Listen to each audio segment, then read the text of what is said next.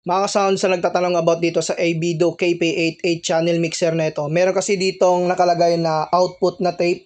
So ngayon ay ipapakita ko sa inyo yung ating connection po dito. Bali, gumamit ako dito ng RCA. Papunta po yan dito sa Bluetooth speaker. Merong AUX, so naka 3.5 po yan. So isaksak ko lang yan dito sa AUX.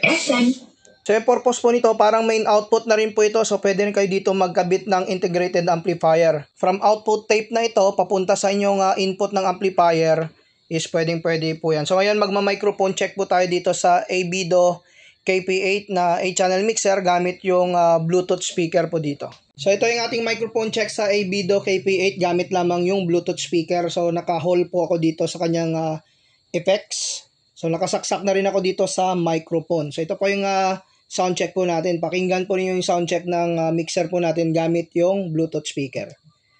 Check 1 2, mic testing.